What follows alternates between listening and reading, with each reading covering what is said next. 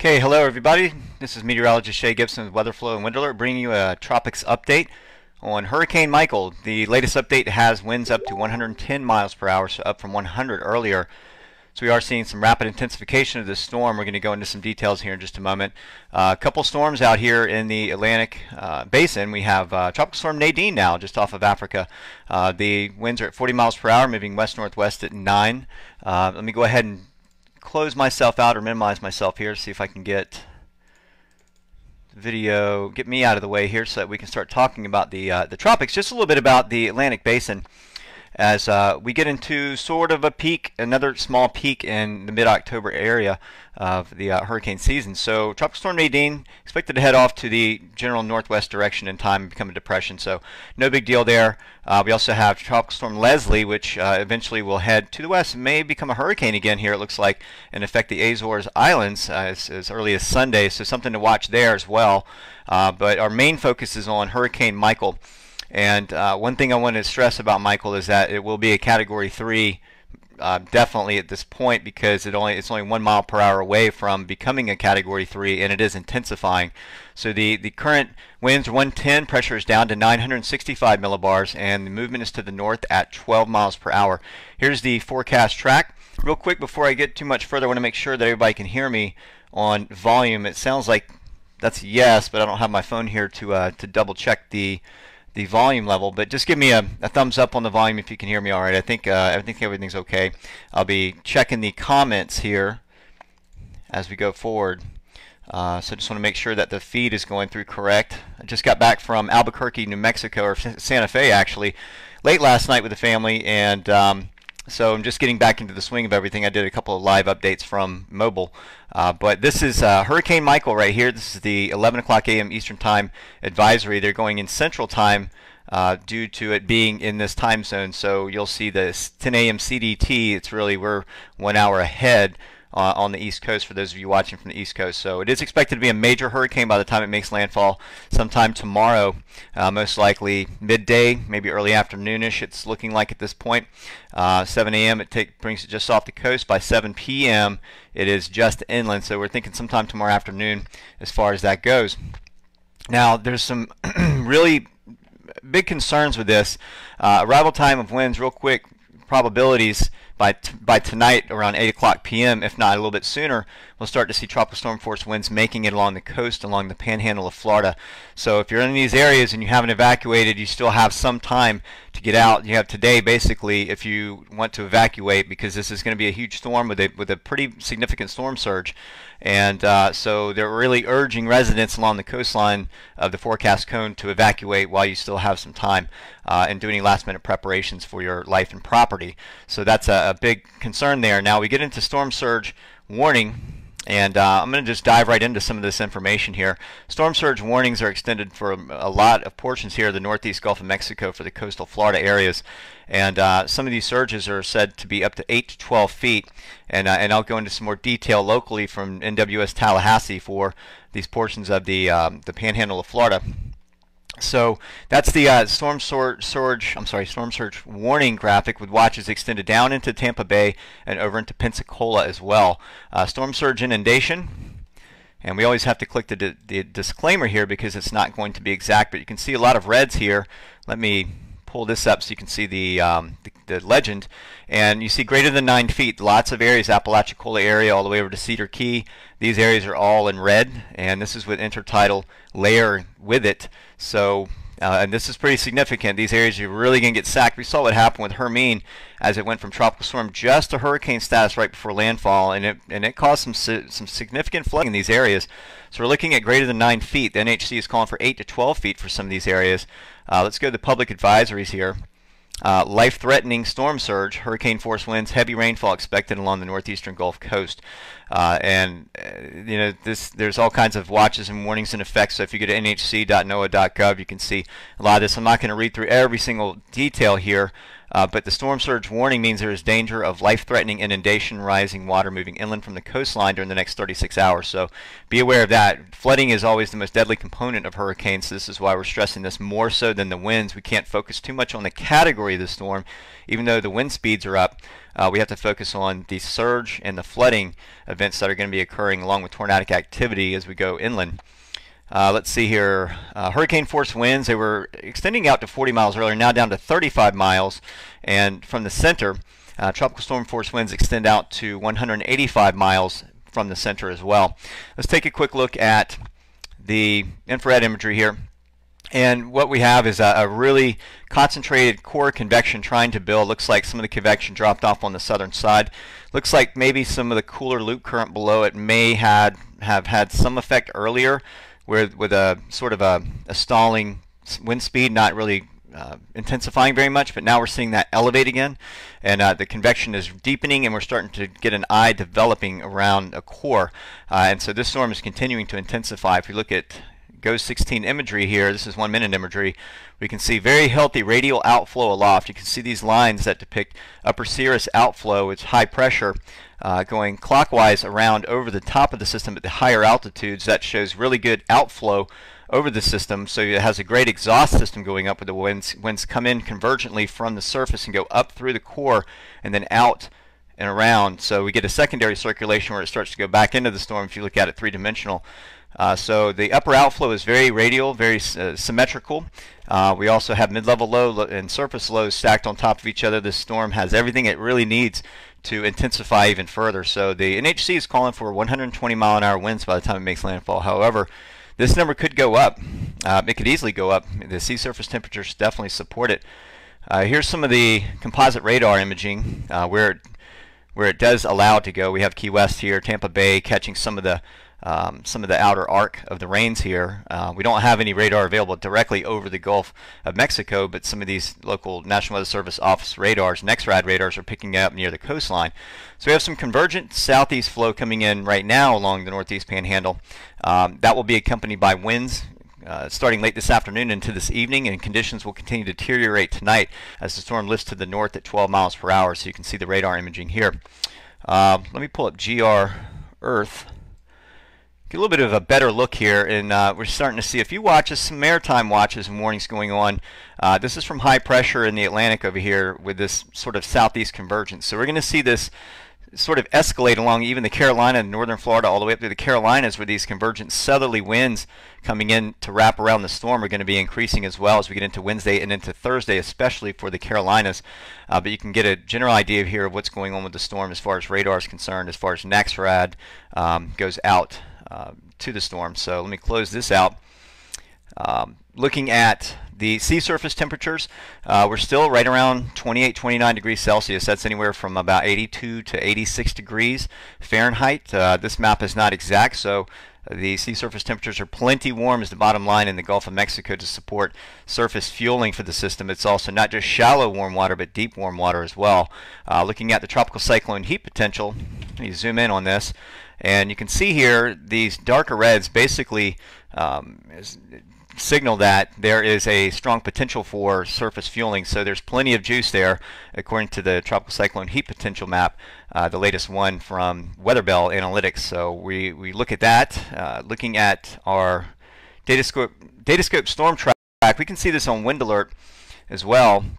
This is the storm track link from Wind Alert. It's if you go to www.windalert.com/storm/Michael, you can see this map and all the free stations that are in it and the track of the storm. And if we look a little bit closer in the track, we see anywhere from just, I would say just east of Pensacola near Miramar Beach. This looks like Fort Walton, Okaloosa area, Destin. The edge of the track there, so these areas are still susceptible to seeing a direct hit from this hurricane as far as where the core goes, and then all the way over here towards, looks like St. Mark's. Maybe just east of St. Mark's is where the track ends. So there's a lot of just estuary marshlands in these areas, but the Appalachian Bay area could really be getting, they're going to be getting some significant storm surging along the eastern side as the storm lifts to the north and even up into Panama City. So we don't ever really want to look right down the middle of the track where it looks like Mexico Beach, somewhere between Mexico Beach and Panama City Beach, but that is a general idea of the where the storm may head. Just don't take that for granted. It could still head over here to Miramar or as far over here to Wakulla Springs. So let's see, what else do we have here? This Datascope Storm Track Viewer. Some of the local winds near the area, East Coast Gulf Buoy, we're seeing gusts to 54, gusts to 60 already just a little while ago. So we're seeing the winds really picking up around the system. That shows that the tropical storm force sustained winds are extending out pretty far away from the core. Buoy readings, you always have to be careful if you're sort of a wind guru and you're looking at winds on buoys. Always remember that the swell heights are also pretty high, and you have to factor that in. So let me see if we can get a swell height here. Looks like the swell height's about 22 feet. So 9 to 10 a.m. it was about 22 feet. May have dropped down to 20 feet just recently, but either way that's fluctuating a little bit. So you think about 20 to 22 foot swells out there in this buoy going up and down the swells, and then you think about the reading it's getting from wind cutting across, and you have surface friction, so you get eddying and you get all kinds of weird things. So the winds actually are not what is shown here because the consistency is not there because the wave heights and the surface winds. So you got to remember with hurricanes, the winds at the surface are always fairly horizontal. There's no downward wind like northeast cooler winds. It's actually a warm lifting wind, so it's more horizontal. So as far as buoy readings, don't take these for granted, but that's pretty significant for this area. As we go forward into time, I want to take a look at the ICON model. This is a German model, uses four-dimensional imaging here. We go a little bit further north. Now the ICON is just one of many, and this is a deterministic run. The ensembles are pretty much in agreement for the most part with the NHC tracks, so I'm not afraid to use deterministic runs at this point. But we get a general idea of what's going on here with the ICON, and what we have here is we have high pressure out here in the Atlantic that is drawing the storm up to the south. We also have an upper low that's heading towards the Great Lakes that's going to draw a cold front down all the way to the Gulf of Mexico, and so this system's going to be pinched between the two, and it's going to basically lift it up to the northeast and pull it away pretty quickly through the southeast region, which is a good thing because it won't be sticking around. So we go forward with the ICON, and it looks like somewhere near Panama City Beach for this run, and then as we go forward we see the high dropping to a Bermuda high, which pulls more southerly convergence and pushes the storm further to the south along the cold front, or to the north along the cold front, and then lifts up. Now the ICON has this going through the Midlands of South Carolina and North Carolina as a tropical storm. So this could maintain tropical storm status. It is expected to weaken rapidly once it hits the coast and moves inland. It should drop its major status fairly quickly and drop to hurricane by the time it makes it into Georgia, and then weaken into a tropical storm at this point once it gets to central Georgia and then moves through the Carolinas. So there will be some impacts along the coastal Carolinas. There will be a southerly wind surge driving water into the coast, so there's some coastal flooding advisories out, 1 to 2 foot surge for the most part, and I'll go over those in a little bit too. But we'll also have tropical storm force winds wrapping around this all the way through the Carolinas as well, at least up into North Carolina. It may calm down a bit where we just get gusts into the tropical storm force ranges.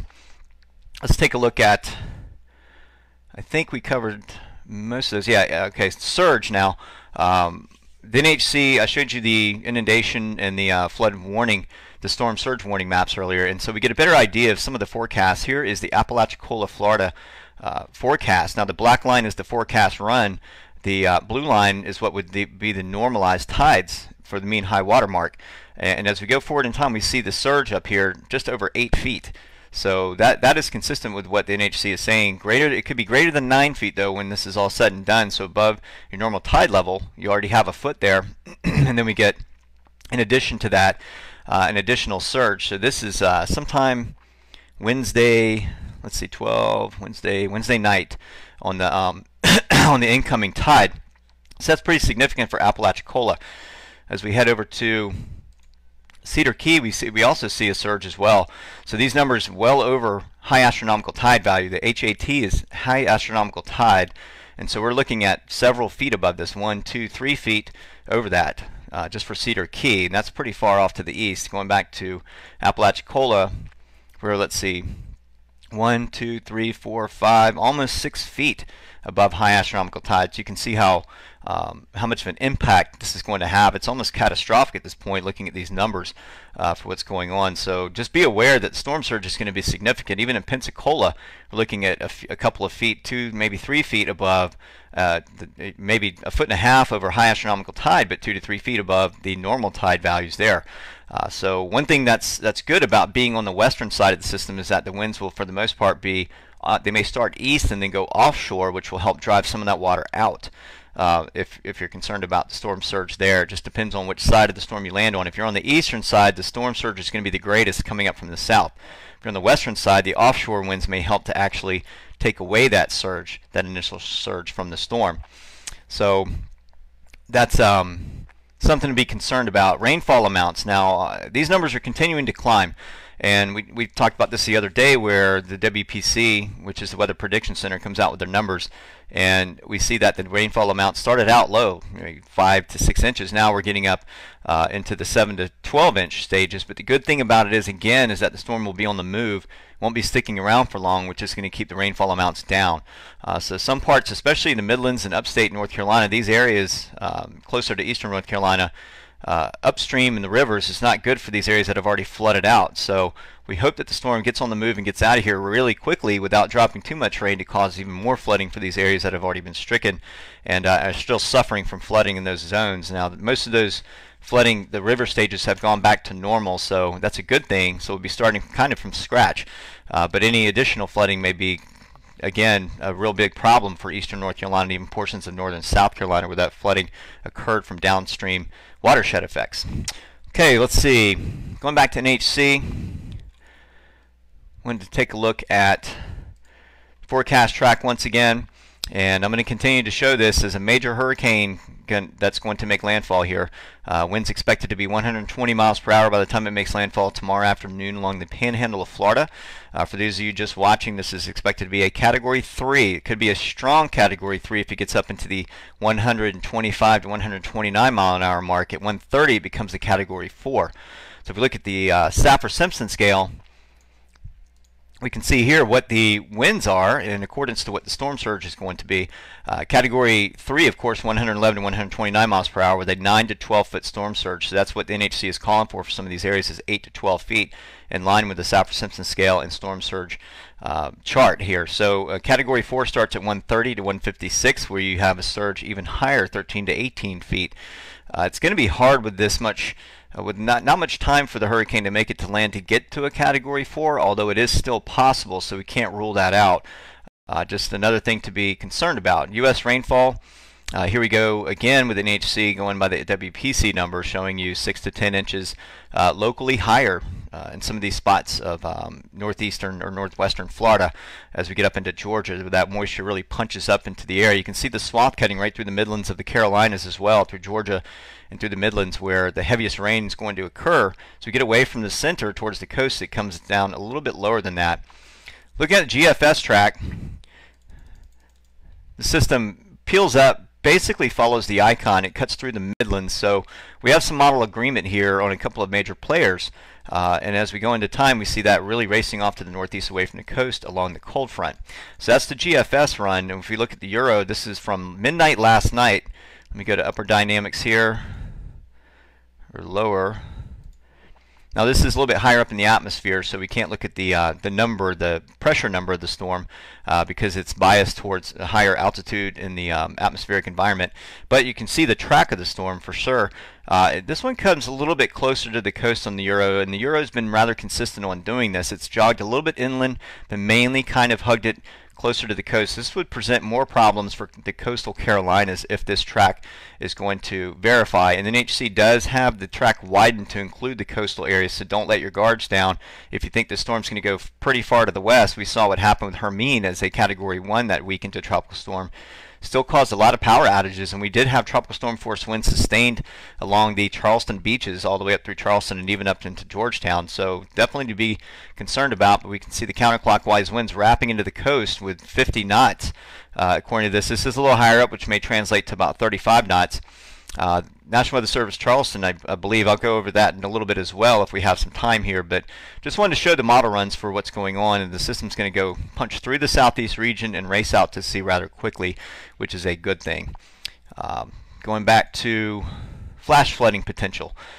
These are the areas that are most susceptible to flash flooding. So 50% is about as high as you can get.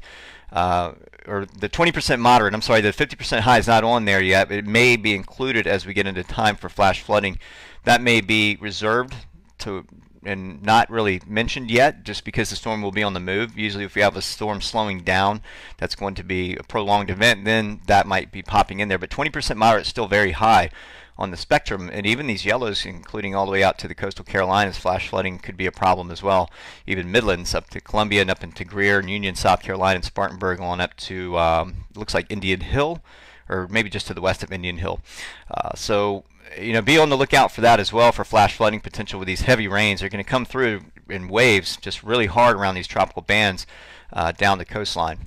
All right, let me take a couple of questions. I do have a couple of Weather Service offices ready to roll, and let's see here. Let's see who all's hopped on. Jennifer Hale, hey, how you doing? Cindy Ray Williams, Meredith Kennedy, hey Meredith, how are you? Good to see everyone on here. Let me see if I can load the comments and get some more information on what's going on. Trying to see if I can pull all the comments up. Sometimes I just got to click on the video and see what's listed here. Okay, we have Chris Ellis, Dana Roos Johnson, Scott Pence. Hey, DJ Shymansky's on. Hey, how you doing? James Brereton did confirm my loud and clear on the volume earlier. Appreciate that, James.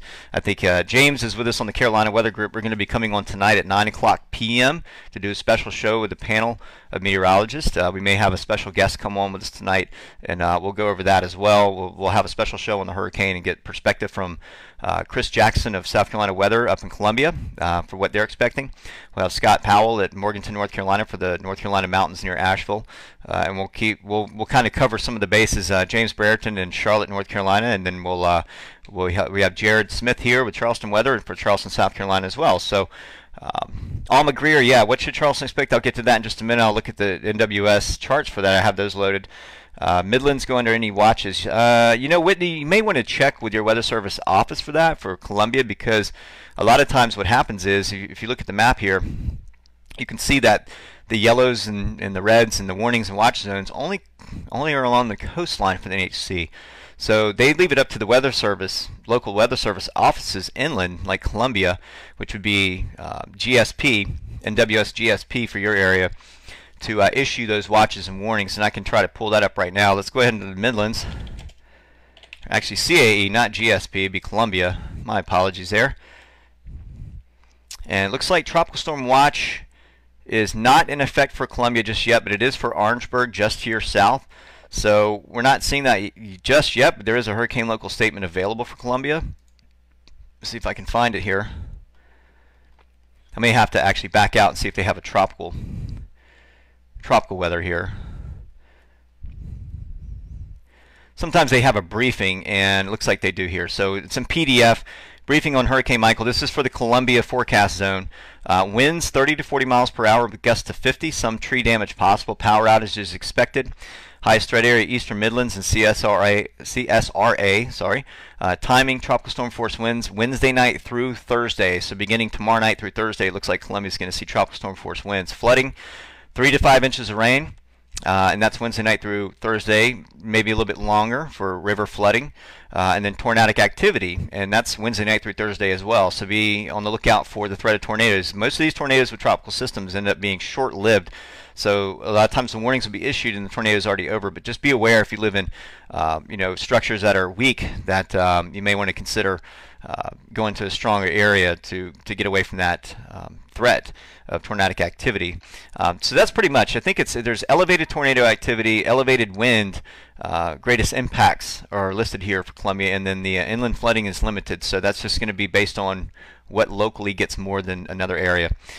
So that's pretty much it from Columbia, and I can go over to, let's see here. I think I had Tallahassee Weather Service up and going, so I'm definitely going to touch this one because this is where the hurricane's going to be making landfall. And what we have here is a local briefing from Tallahassee.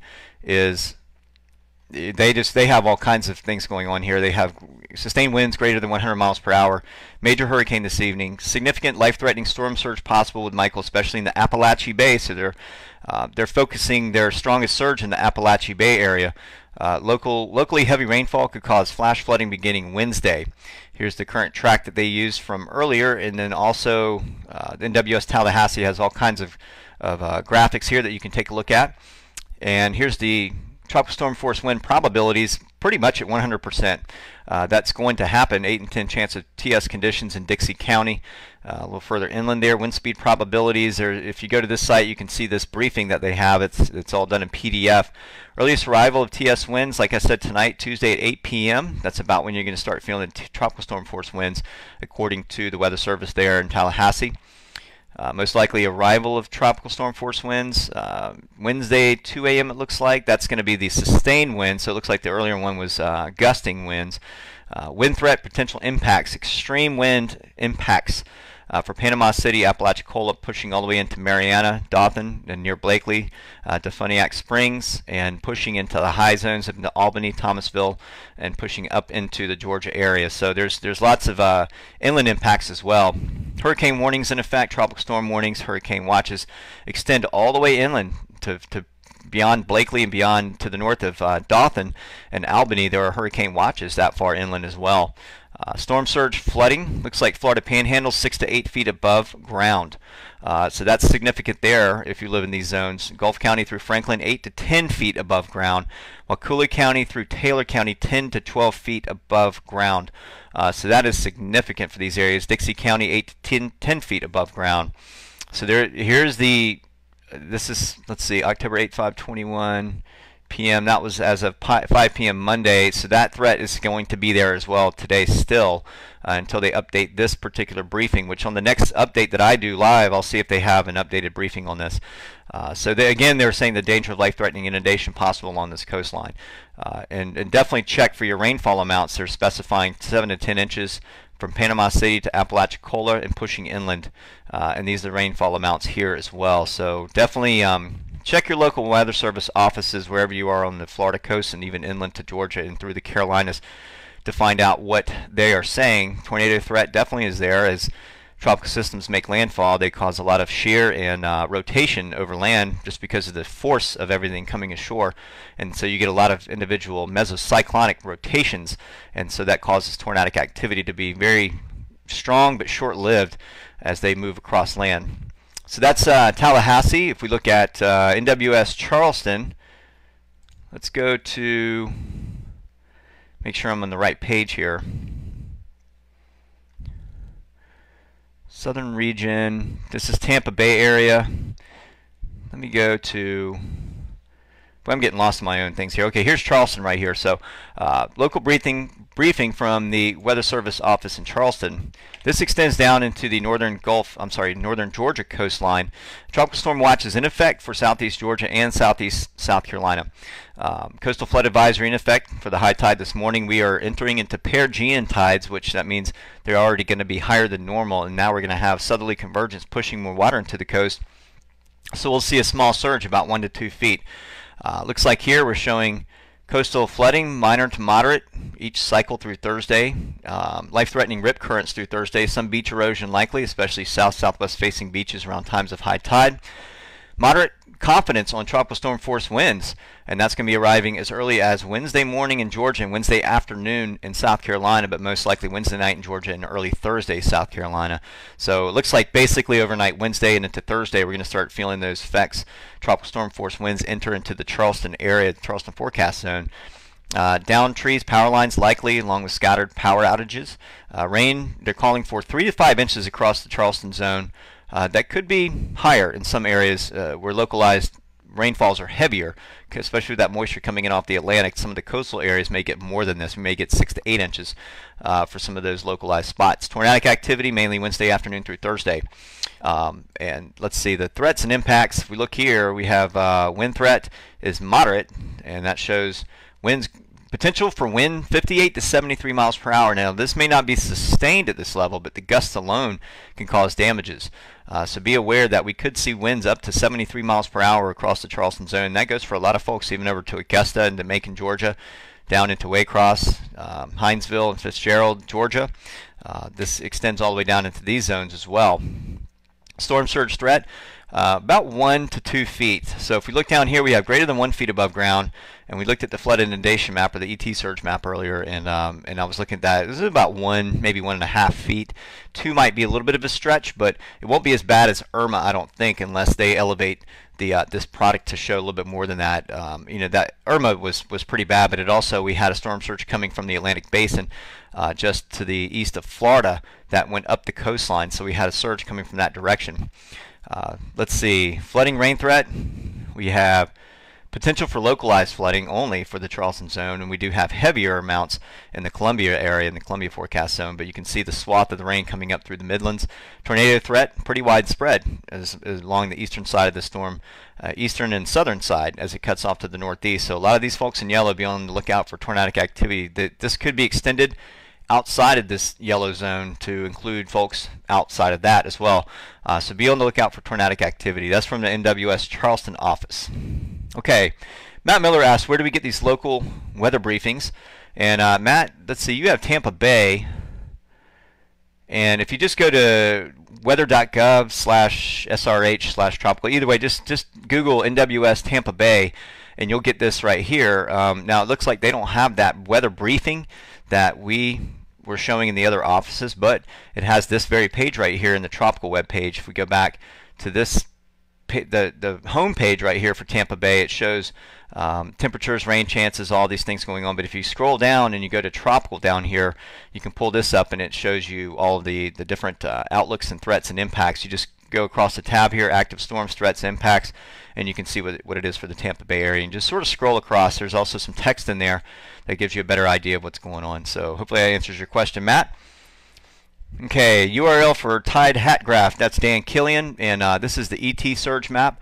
I can send that to you separately, but basically if you just type in ET surge in Google, you should be able to find this product, but just use it cautiously. It's not exact. It's based on the GFS, which is, if you're considering a multi-model product, then you might have a little bit more clout with it, but it is just working off the GFS, so keep that in mind. Okay, let's see here. Red tide. I know there's some issues with red tide down in Florida, and will it blow the red tide out? I don't know yet.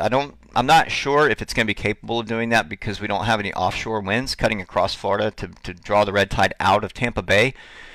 Your surge is going to be coming from the south. You're going to have a south to south-southwest, or even a southwest wind, maybe even pushing further into the bay. So it's really hard to tell if that's going to affect red tide, or maybe stir the water up, get some cool water upwelling to maybe change things up. But the problem with that is I believe with red tide you end up with more organic material mixing and causing it more red tide from that direction wind. But we'll have to wait and see. I'm not an expert in that, so you may want to consider other sources for finding out more about red tide and what it means. I do know that active tropical seasons tend to exacerbate the problem, but too early to tell. Gerald Wilson, hey Gerald, how you doing? Appreciate it. Do you think you could reach Cat 4 before landfall? And the answer is yes. I think it could reach Category 4, which would be 130 miles per hour. Right now it's 110. It is rapidly intensifying, so we may see that continue to blow up. Here's a better look at it right now, and you can see an eye really trying to develop. This is the 1 minute GOES 16 satellite imagery, and it's really starting to get its act together.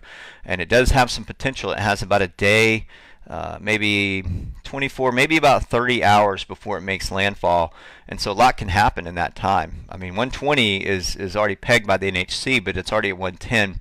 If it gets 20 more miles per hour, it becomes a Category 4. So yes, I do think it could make it to that. Okay, let's see here. DJ Shymansky. Hey DJ, strengthen as it hits South Carolina and pulls moisture from the ocean. Well, if the center of the storm is inland, it won't be able to intensify or strengthen. It can maintain a stronger presence as it slowly weakens. It may weaken slower as a result of getting the Atlantic moisture wrapped in, because it's not fully overland where the moisture stream is cut off. If it does have a moisture stream, it may retain some of its strength for a little bit longer, but for the most part, the storm will be weakening, gradually weakening over time, quickly as it moves into Florida, and then gradually as it moves across the Midlands and maybe even the coastal plains if it does take a more easterly track. So hopefully that answers your question. Let's see here. Chaz Campbell, Tammy Robinson, everyone's on. Tina Long Howard, appreciate you guys all jumping on. Dan Volpe, Mark Anthony, hey Mark, how you doing? Michael Dolan, a lot of familiar faces here. I'm glad to see everyone on. Paige Horace, hey Paige, how you doing? Let's see here. Matt Miller says thank you, you're welcome. Midlands, we already answered that with Whitney Flannery. Forecast for Charleston, Jennifer Hale, I just went over that as well. I'll be posting in the Chucktown Wind Report if you want to check that out from time to time. I did one this morning from the briefing and just sort of copied and pasted their text and put the briefing and some of the threats in there. So definitely keep up with the Chucktown Wind Report. I'll be posting there the updates for the Charleston area. Okay. Trying to scroll down and see what else. Let's see. Okaloosa County, Florida, and that's Sherry Ford Sinzig. Yeah, Okaloosa County, let's see. I can take a quick peek over there. Looks like Okaloosa, you guys are on the western side of the track over here, which is a good thing. You're on the edge. If the storm does take a more easterly track, you're looking okay. Right now the winds are already near 30 miles per hour in gusts. The forecast is for Wednesday for the winds to get up to 50 miles per hour, but you can see here in this particular graph that the winds are offshore. So we start out with the east wind like we have now, then the winds start to turn northeast and eventually to the north as the storm heads to the west. I'm sorry, just to the east of Okaloosa Island. So this is a good thing. This will keep the surge down in your area. In fact, it will blow some of the water out through the cuts and through the spits, and that's a good thing. It will could cause negative surge for your area if it's close enough, and you get that wraparound flow pushing the water down and out of the bays. That's Choctawhatchee Bay there. And if we get enough, we get a negative surge, which is a good thing. It'll fill back in time, but at least you won't have this 9 to 12 foot surge coming into your area with these offshore winds. So this is basically on the GFS. If I go to select multiple models, I can see if there's a lot of agreement with that. It looks like most models are in agreement. We have the NAM, we have the GFS, the WaveWatch 3, pretty much in agreement. Now there's some disagreement with these other models down here. The Weather Service is in the gray down here, and they're all pretty much in agreement. So we have a majority agreement that the storm will probably go just to your east and create that offshore wind effect, which is good for you. So you're not looking too bad over there. It's going to be pretty windy, and I can't lie, it's not something to take lightly, no matter what. Even if you're on the western side, I think you should take it very seriously, because there is a chance it could come up all the way on the western side of this track, and then you're in a storm surge situation. So if you are thinking about leaving, I would do it. I wouldn't chance it, and especially if you're in the forecast cone from the NHC. So that's pretty much what you're looking at. I think I could go to NWS Mobile to find that information, but I think you're going to be okay there. I mean, you can look up that NWS Mobile, Alabama as your forecast zone. They cover all the way over to Pensacola in the Fort Walton zone. All right. New Bern and Hatteras. Dan Volpe asks, Annapolis Boat Show. Yeah, New Bern and Hatteras likely be affected at some point here. It may not have extensive effects, but let me go back to GFS. If we look here on, looks like Friday morning early. So we're looking at Thursday night into Friday morning as the storm really ramps up to the northeast quickly.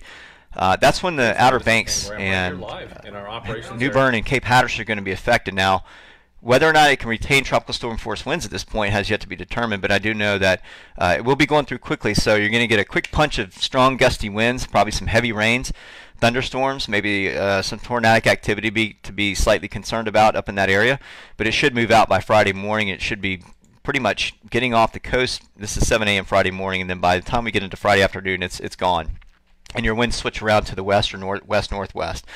So you have Thursday night into Friday midday-ish. It's going to be a window, so about I would say about a 12-hour window, maybe 16-hour window, where it's going to get really deteriorating conditions and gusty winds with storms, and then it'll be gone. So hopefully everything will be cleared out by midday to early afternoon on that day. So hopefully that helps you out with your question there. Let's see, Margarita Johnson. Hey, Margarita, what could happen here in North Carolina? Will it be a tropical system when it hits here? And it looks like it could maintain maybe weak tropical storm status at this point. It's hard to determine. We always have to go back to the NHC track and look at these letters. S stands for tropical storm, and it shows it as a tropical storm in Georgia, and it also shows it as a tropical storm by 7 a.m. Friday. So the thinking here is between this point in Georgia to where it gets offshore is that it will maintain tropical storm strength. It may be stronger here as it moves into South Carolina in a weak tropical storm by the time it reaches here Friday. My guess on this is that it will likely be a strong depression by the time it reaches here Friday. I mean, being over land this long, even with Atlantic moisture pumping into it, it's probably going to weaken to just below tropical storm status. But that's just my guess for right now. We'll see what happens in time. And Sherry, you're welcome, no problem at all. Hurlburt Field and Navarre. Liz Taylor, yeah, I just talked about that a little bit ago. Navarre is a little further over to the east, and it's a tough call with Navarre way over here to the western side of the track. Looks like y'all are going to be much better off than some of your neighbors over here to the east, especially when we get towards Panama City area and in the Apalachicola Bay and Apalachicola area and Appalachia Bay are going to feel the strongest effects of this. But you guys over here to the west are going to have offshore winds and less of a storm surge threat. So, but be aware that heavy rains and strong gusty winds knocking out power and doing all kinds of damages through your area are nothing to take lightly. So if you are still in evac mode, I would evacuate anywhere near this track to the west or east, and even especially in the middle, I would not be sticking around for it. Melissa Creech asked about Atlanta, and I appreciate it, Melissa. Thanks for coming on. Atlanta looks like there's going to be some significant weather through here, and we're looking at a strong tropical storm by the time it reaches the Atlanta area. So strong gusty winds, tornadic activity. I mean, I'd have to go to NWS Atlanta. See if I can find it here. It's Peachtree City, and let's see if I can find their product. I don't know if they have a... Looking to see if they have a tropical pattern. I'm not familiar with this weather service office. The other ones I'm sort of familiar with. And here we go. Yeah, it looks like they have a tropical product here. Let's see what they say. A lot of folks, I mean, Atlanta's a huge population area too, so there's definitely some concerns. If we look here, we have potential for winds of 74 to 110 miles per hour, reaching up just to the south of Atlanta. But up in Atlanta itself, in the main portion of the city, we're looking at potential for winds 39 to 57 miles per hour. That's what they're calling for now. So nothing too bad. It'll get a little gusty there. Storm surge, definitely not. Flooding rain threat, you are in the potential for localized flooding rain in the Atlantic area. Tornado threat is a little further to the southeast of you. So it looks like the effects in Atlanta won't be terrible. You'll have some pretty gusty winds and maybe some locally heavy rain. The tornado threat is not very high, but that's not to say that it won't happen. Just be aware that it's going to be a pretty gnarly day as we get into Wednesday night, for pushing into Georgia Wednesday night into Thursday morning. Okay, Lance, yeah, hey, thanks a lot, Lance, for hopping on, and yeah, I'll take you up on that sale sometime soon, especially after this passes by. I'll give you a call, and maybe you can take me out on the boat again. I love going sailing with Lance. He's a good guy. Let's see. Margarita Johnson, will be anything to worry about in our coastal areas here in North Carolina since Florence came through several weeks ago? And I did mention that earlier, that some of these areas may see some heavy rainfalls, and it may be a concern. However, the storm is going to be moving through really quickly, and by the time you wake up Friday morning, it's probably going to be lifting and out of the area. I mean, we're talking about a huge jump from 7 a.m. Thursday to 7 a.m. Friday, so whatever rain falls, it's not going to be sticking around very long to drop more and more rain. You're looking at, I think for most spots, 3 to 5 inches. So I don't think it's going to be too bad for the areas that have already flooded. There may be some reoccurring flooding from areas that the ground hasn't quite dried out yet. So we can't rule out flash flooding and flooding in those areas, and they're actually more susceptible, they're more vulnerable to it now. So just be aware that there's probably 3 to 5 inches for eastern North Carolina for most part. Connor Stale and Amanda Gainey joined. Hey guys, how y'all doing? Jack Handigan, Ginger Sutton. Got a lot of great folks on today. I've covered a lot of material. If you didn't see this from the beginning, you can always go back and watch it again after I end the live session. I'll be back on at 3 o'clock p.m. today to do another update as the NHC continues their updating, and the next one at 2 o'clock p.m. And then also I'll be back on at 9 o'clock p.m. tonight with the Carolina Weather Group, and I'll share that link live to this page so that you get the notification on it. But join us then as well. Any of these times that I have, feel free to join and ask questions. I'll try to cover, there's a lot of weather service offices, so I can't make these live things really long, but I'll try to get your questions as best as I can. If I didn't answer your question this one, ask in the thread, and I'll perhaps try to get to it at some point. I think that's going to do it for this session. If you live along the Gulf Coast, once again, here is Hurricane Michael as a strong Category 2. This is borderline Category 3 storm right now. Winds of 110 miles per hour. Convection is really starting to ramp up and try to wrap itself around the core. We're starting to get an eye with a structured eye wall now. And this storm could go Category 3 by the next update at 2 p.m. It only takes 1 more mile per hour to get to 111 to be a Category 3. And then it is expected to be 120 mile an hour winds when it makes landfall. However, that number could go up a little bit. When you hit 130, it becomes a Category 4. So we'll be watching the system very closely. Be sure to tune back in at 3 o'clock p.m. today and 9 o'clock p.m. tonight. For everyone watching, thanks for tuning in. If you live along the Panhandle, Florida, please have a plan for evacuation if you're in the forecast track. Don't take it lightly on whichever side of the storm you may be, because it could jog a little bit more to the north-northeast. It could jog to the north-northwest. It's hard to say at this point, so don't fool with Mother Nature, because it has a way of surprising us sometimes where it goes a little off the beaten path ahead. So everyone take care. I'll see you at the next update. Thanks for watching.